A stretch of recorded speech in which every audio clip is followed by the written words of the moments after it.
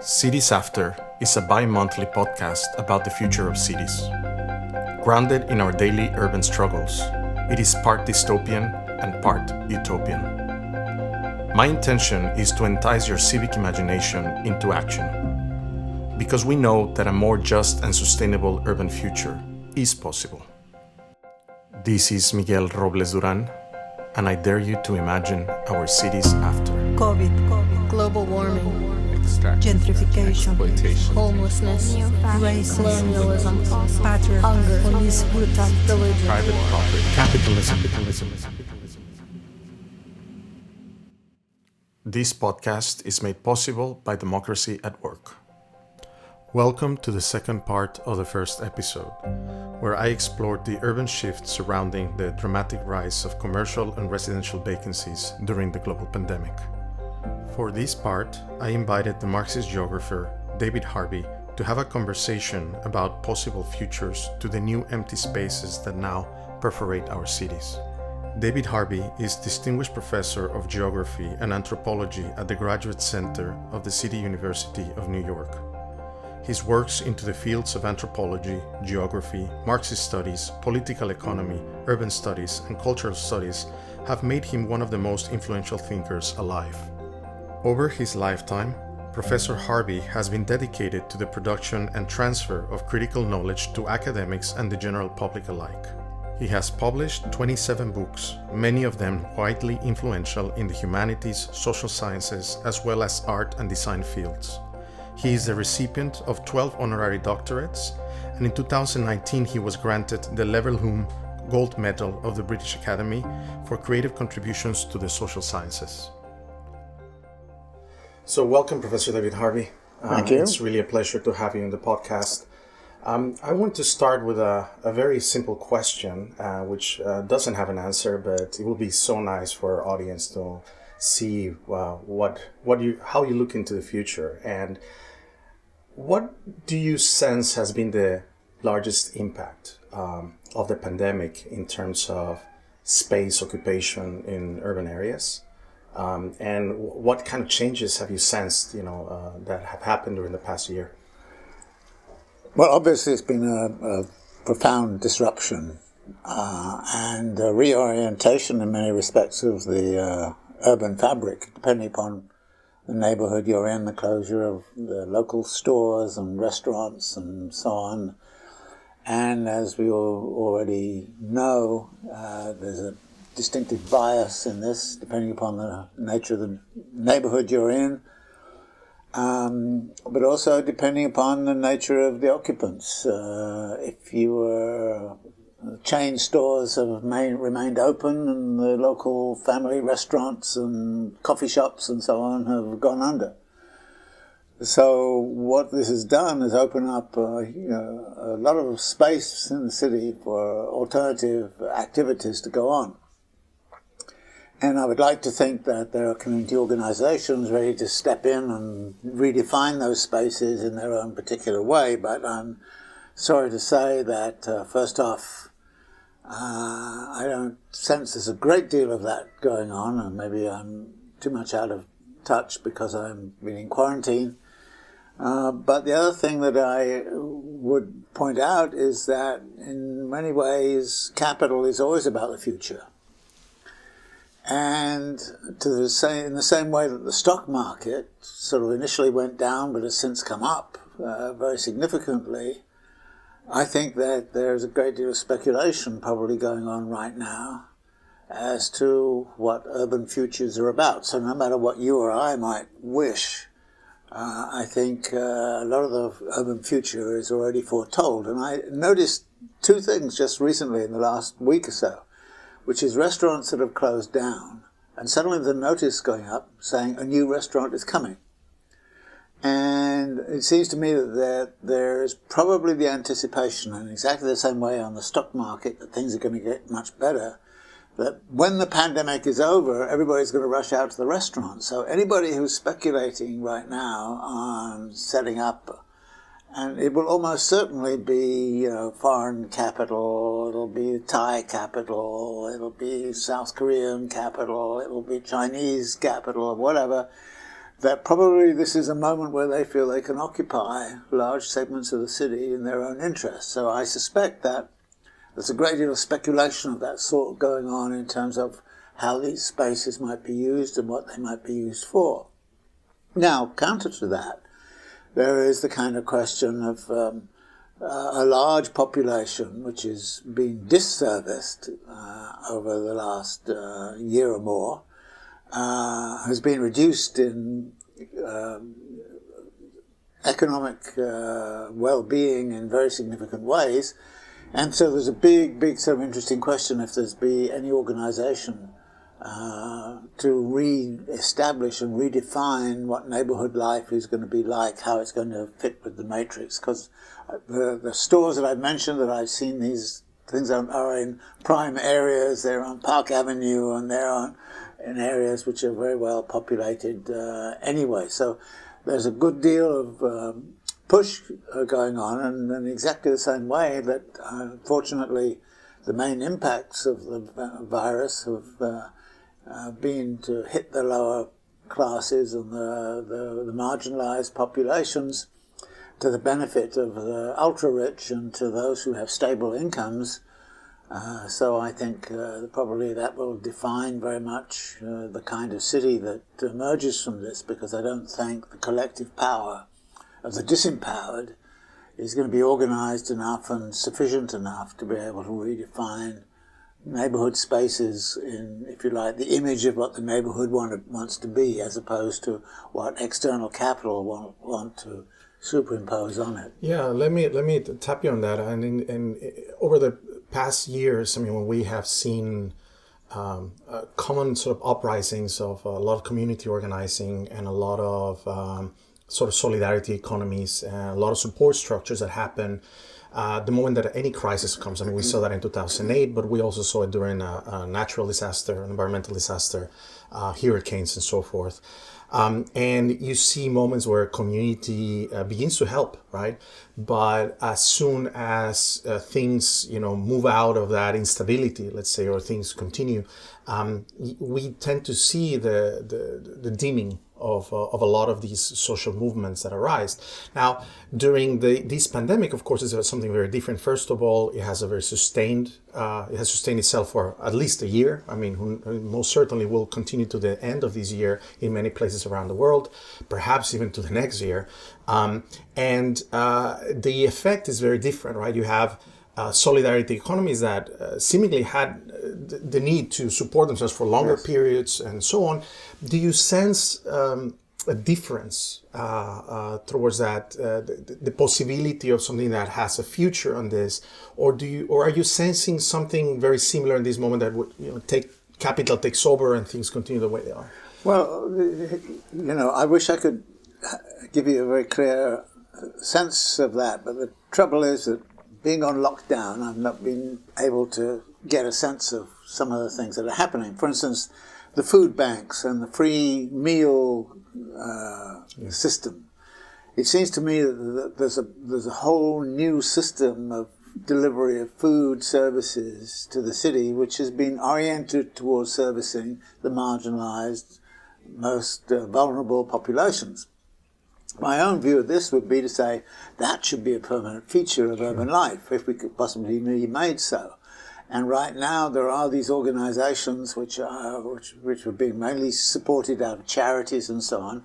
I would like to see government come in and kind of say, okay, we're going to fund this sort of thing on a more permanent basis and try to actually end up with a collective delivery of food services and free meals and things like that to needy populations, and that should be a permanent feature of urban life, and actually even define urban neighborhoods in terms of the nature of the cuisine, what kinds of things are being produced, what kind of foods you might find, and actually to some degree maybe re-employ significant elements of the population that is currently dependent upon food banks and free service delivery of meals, and to bring them into employment in the actual provision of those services to the needy population. So the needy population becomes less needy at the same time as it deals with the fact that there's going to be a good deal of neediness present in the city no matter what happens over the next year or so. Yeah, and I think that could extend itself in health services. I mean, that's something we have seen in several places where there's been enormous volunteering, but also the hiring temporary, sadly, right, of a lot of people in order to get into health services in different neighborhoods don't have access.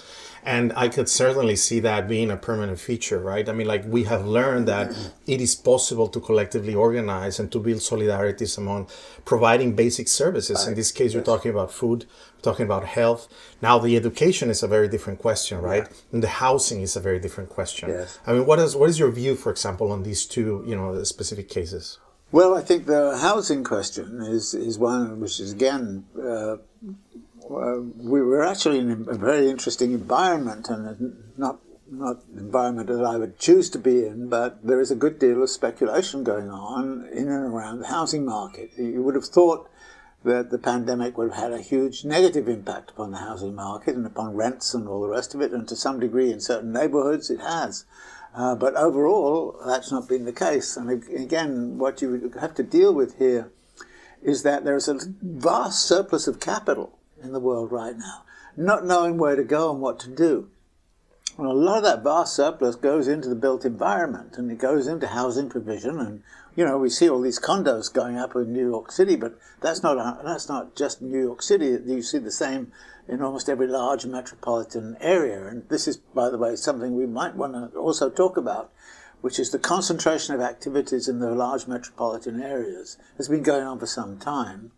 I think this COVID thing has, in a sense, challenged that, because a lot of people want to live where it's safer outside, but on the other hand, the concentration of the economic activity continues. Yeah. And the provision of services, right? When this is the closest to hospitals and so on, which is very important. Exactly. Yeah. And you mentioned healthcare, neighborhood healthcare. Well, the most deprived areas in healthcare are some of the rural areas. Exactly.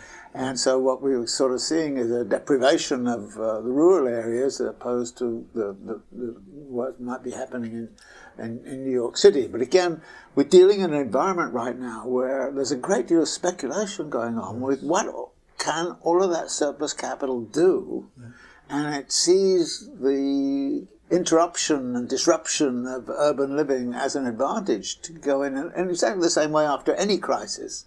You'll see this disaster capitalism, as Naomi Klein calls it, where in fact, yes, there's a great deal of loss and a great deal of devaluation, but it also is a tremendous investment opportunity. Or how you call it, creative destruction, right? Yeah, creative destruction of the urban environment, and this is an externally imposed creative destruction.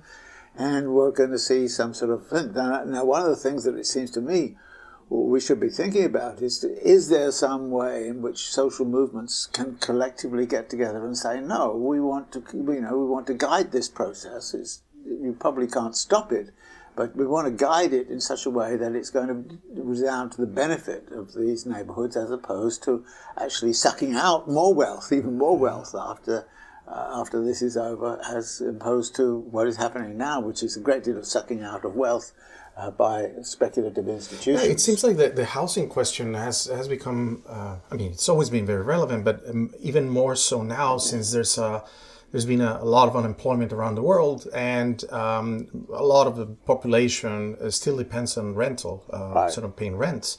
And we've seen that there's, the people are not able to pay rent. And in many places around the world, there's been moratoriums, right, of extending rent and the rent pays and so on. And it is a situation where you're talking about millions and millions of people, right, that might be homeless as soon as the moratorium ends. And so this has forced governments, right, to actually look into the situation. Oh, damn, we might need actual affordable housing. But it still seems that most of the alternatives are being pushed by the grassroots.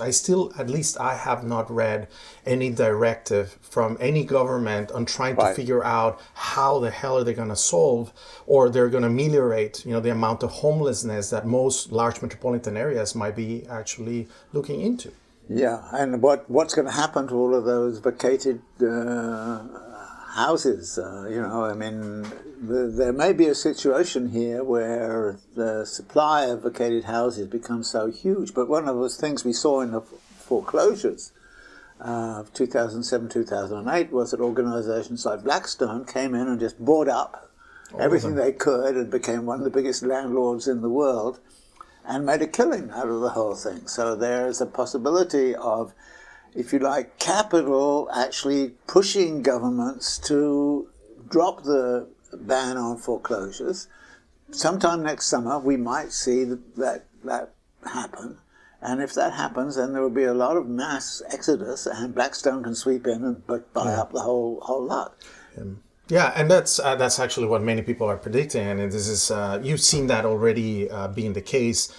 Statistics in large metropolitan regions have shown us that there's big capital, international capital, coming into those regions and buying out like crazy. Contrary to what most people expect, the selling or the buying of apartments in large metropolitan regions has been going up. In the place where I inhabit, which is in Brooklyn, you've seen also rental spaces. People are like, oh, it's a discount, 10% and so on. But these are the people that actually are able to afford the rent, and those that are buying are large, corporations or large, organizations like Blackstone, which are able to do this. Yeah, it comes back to the old story of, you never let a good crisis go to waste, or as the Rothschilds used to say, when there's blood on the streets, buy.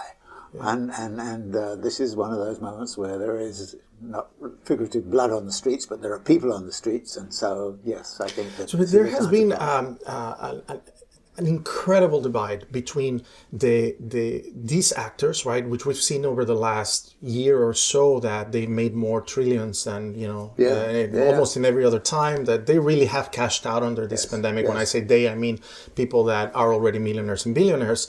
And on the other hand, you're talking about a very large portion of the population about to be evicted. Right. This creates a very dramatic situation, which I don't think in modern times we can have any recollection of. Or do you sense that that might be closer to the 70s or 60s? Or how would you differentiate the condition that we're going through right now vis-a-vis other historical moments? Well, I think that it's closer to the sorts of things that happened in the 1930s. And in the 1930s, you had poor people's movements, and we are seeing the emergence of poor people's movements and various groups that have been already in motion, if you like, over the last 10, 15 years. And I suppose the sort of hope that I would have would be that those organizations are going to be capable of organizing at the street level in such a way that they're going to be able to put pressure on governments, in such a way that they will not simply allow speculative capital to sort of move in and hoover up, vacuum up all of the properties that exist. I mean, that's it seems to me is the hope. And unfortunately, I'm not in a situation to be out there on the streets and finding out exactly what is going on. And I suspect there's a lot more going on than the popular press looks at, and this is again something where we need good information. Yeah, the question for me has recently been more is like, can governments afford, right, not making radical changes on housing provision, housing policy, due to the fact that they're facing again mass evictions, right? And a part of me says, yeah, they can. I mean, like we've seen, mass poverty, and we've seen also a lot of people moving out of large metropolitan regions to poorer areas. But another part of me says, well, this is a global situation where I'm sure there's going to be a lot of governments trying to figure out what to do with this. Right? Yeah, well, governments may want to figure it out, but they're going to have to have the resources. And of course, most local governments and city governments, at least in this country right now, are dead broke. And they're not going to be able to afford it. And in a sense, they're easily victimized by the large corporations like Amazon and so on, who will come in and offer deals and all the rest of it to do whatever they want to do. So there we come back to the national level, where, and this is why a lot of the debate going on contemporaneously in Washington is how much aid shall the federal government give to local governments. If the federal government decides that it's going to give a lot of money to municipal governments and all the rest of it to deal with the foreclosure crisis that is coming, then we're going to see something very, very different, and I think different actors. And there are local governments around which are very progressive in their orientation, and I think would be very, very concerned to do this. But right now, they're having to cut services, and they're having to cut everything because their budgets are so seriously constrained. Yeah, and then back to the other question, which is not only the housing spaces, which in the podcast, in the previous episode, I was discussing sort of the great impact that it has had into daily lives of people, the housing itself, that becoming the unit for everything, right? But then we have also another sort of thing to question of the consequence of COVID, which is the emptiness that comes into the office spaces, all of the commerce and retail, but I would say mostly office spaces, because over the last 40 years of neoliberalism, most of the construction out there has been these glass towers, either with luxury housing, which tend to be second, third, fourth residences or residence or speculation, pretty much, right? Or just office space, right, for growth.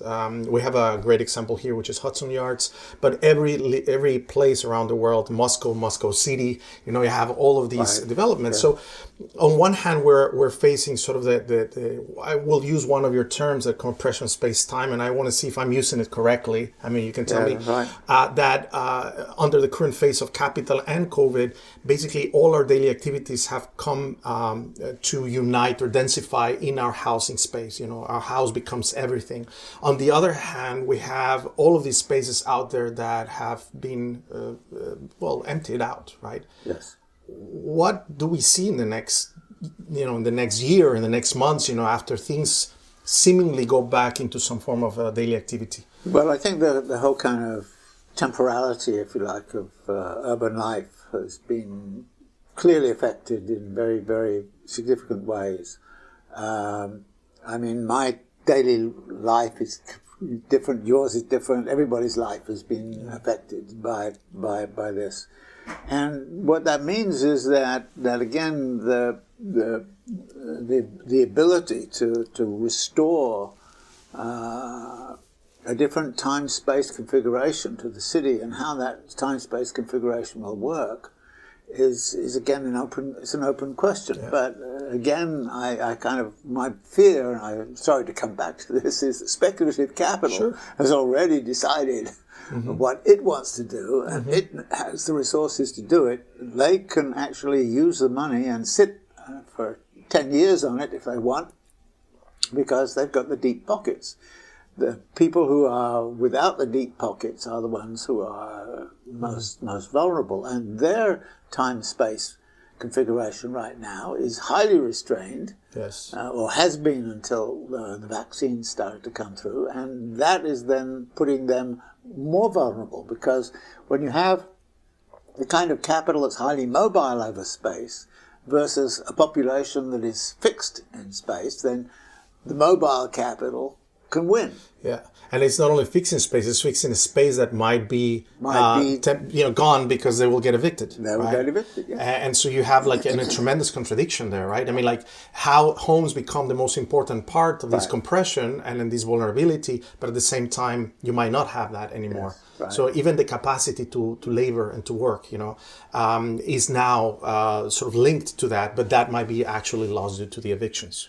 Yeah, but one of the things also, you mentioned the office space, which I think is a very special kind of category, and I think that there's going to be a good deal of free office space, because a lot of office work, it seems to me, is happy to not pay high rent in a high rent location and have everybody work at home, in which case, in effect, their employees are paying the rent because they're paying it on their... Yeah, this is what I mentioned in the previous podcast. Yes, right. So I suspect that a lot of office space work will happen that way. And there's going to be stress there, because I think the office workers themselves, while possibly over this year some of them have said, well, it's been beneficial and all the rest of it, I think in the long run they're going to want to get back somehow or other to some collective situation in which they collectively involved in making decisions, as opposed to doing it all by Zoom and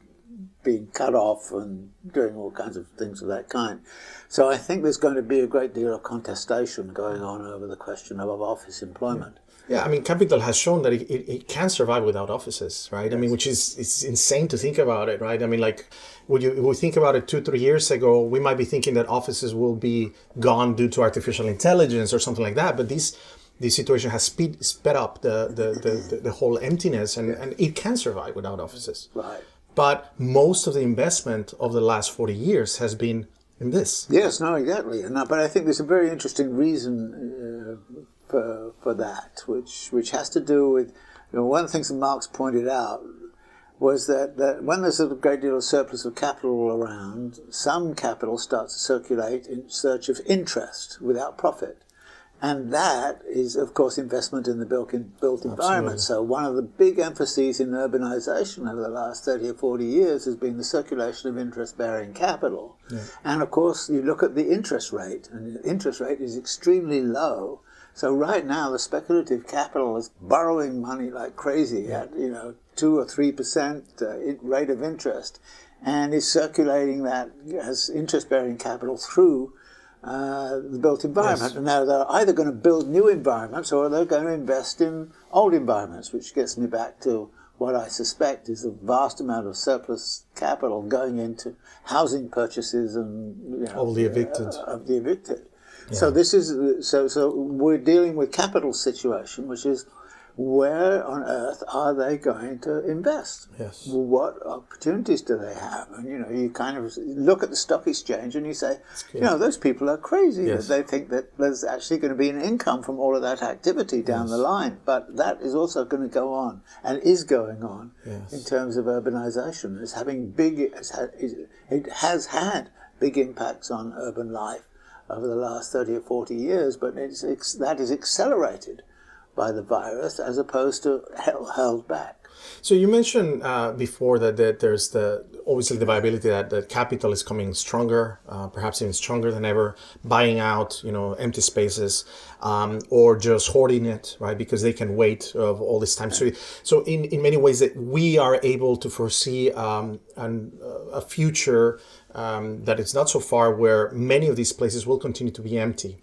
And our urban cores will be devoid of the type of activity that we're used to seeing around those areas, right? So we can foresee that. We can also foresee that there's going to be a lot of employment that will happen within the boundaries of the home. Right, so there's a whole reconfiguration there on issues that pertain to social reproduction, daily life activities, subsidies that we give to offices and so on. So there's another question that we have there. So that for me sounds like a dystopian scenario, right? Which sadly we know that might be very feasible. And if you add to these, of course, the coming of all these sort of neo-fascist sort of agendas, that it's a formula for quite a dystopian future. Now, if we talk about an utopian scenario, or let's say a more like a favorable scenario, how do you see that? I mean, do you see the empty spaces being taken over with new programs where all the lack of housing that existed or people that have been evicted suddenly are able to occupy office spaces and then office spaces reconfigured?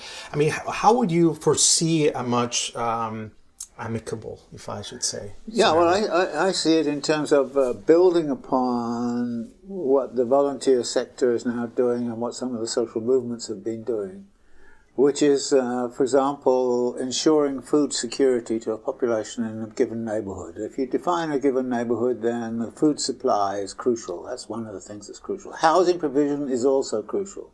So again, there's going to have to be sort of mass mobilization to try to maintain people in their houses at the same time as they've got adequate food supply. And you mentioned sort of adequate medical care and all the rest of it. It's already been mentioned even by the state governor. A much troubled state governor that one of the things they have to do is obviously improve the schooling available in these marginalized neighborhoods and improve the delivery of health services in these neighborhoods. So we need to do that. So if I have a sort of more utopian view, it will be food security, housing security, health security, educational security, and that should be a comprehensive program which would be targeted on some particular neighborhood in the city, and that there should be a popular form of governance, an assembly or something of that kind, which would organise much of this. Now, this will have to be funded, and this will entail local governments funding. There are a good deal of, to some degree, maybe corporations could be taxed in some way to try to fund it too. So we would need to fund it. But the funding of what might be called a neighborhood, comprehensive neighborhood redevelopment strategy, which focused on those particular areas, would be what would seem to me to be the optimal solution to the immediate problems of those neighborhoods. Long term, I think there's something very different, which is also to reconfigure the city in a different kind of way, so that instead of the class divisions we now see, it becomes much more egalitarian, both in terms of its public services, but also its transport, communication, relations, and its employment possibilities. Yeah, and that's a very important point that I wanted to touch on. What you said, I mean, the possibilities of creating new jobs, new opportunities of employment during all these sectors, because I mean, cities have been devoid of providing over the last neoliberal time, 40 years, of providing these kinds of services. Suddenly, we realize that they're incredibly important. Let's just look at healthcare or schooling, or again, housing and so on. So there is a chance to kickstart somehow a more community developed economy, right? A much more grassroots economy, and that would all depend on how different governments tackle that situation. There's some other people that also mentioned the introduction of some kind of UBI, universal basic income, and so on, that could put a play on that. But I think what you're tapping into is that they need to reconfigure sort of those solidarities, and developing new forms of neighborhood economies. But I've also heard you at some other moments talk about a great imaginary about creating like these neighborhood, groups, economies, and so on, suddenly begin to link them to different other ones, and even an international sense. Can you give us a sense of that utopia? Well, I think there have been attempts in the past, and I think that these are worthy of resurrecting, where local neighborhoods which have connections to, some farms in upper New York State or Pennsylvania or wherever, start to organize their food supply, so that there's a distinct relation between the urban neighborhood and the supplying area. And the same thing could apply to many other facets, that it can be connected together that way. But I also like the idea, I've always had the sort of fantasy that a league of socialist cities could actually start to kind of reconfigure the global economy by developing interrelations and the like. So it's not about sort of autonomy of a neighborhood and isolationism. It's trying to build an autonomous supply system and a secure supply system, which is not vulnerable to the sort of the mega corporations and all the rest of it, that therefore will maximize employment rather than minimize employment, but at the same time link together with other metropolitan regions in ways which are supportive, mutually supportive, and engaging in divisions of labor and all the rest of it, and some form of trade, but above all, I think politically coming together around the idea of a League of Socialist Cities. And I think that actually, right now, that is politically feasible. You just look at an electoral map of the United States and you see the whole country is red apart from those little blobs of blue.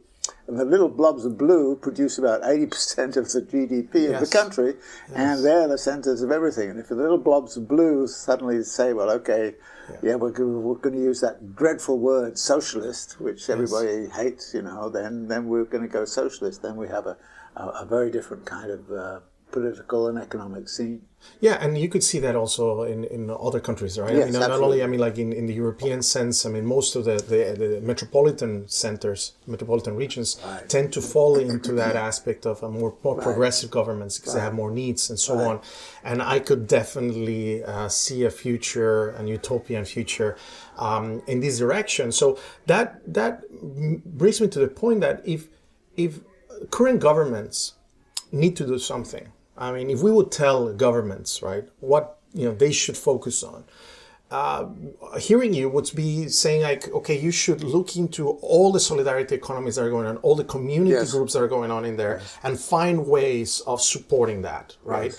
And then by supporting that, you're giving governance back to people, right? And then these people are able to continue doing the activities, right, to benefit their own neighborhoods, but at the same time, you would need a governmental structure to help you link to other spaces, right? Absolutely. Yeah, that's how I would read it. Yeah, no, it's a great idea. I'm very enthusiastic about that sort of idea. But, yes, me too. And I hope our audience, got a little bit of their imagination flowing. And I really thank you very much, Professor Harvey, for being here. And we hope to see you in the next podcast. Okay, great. Thank you very much. This was another episode of Cities After. Thank you for listening, and don't forget to subscribe.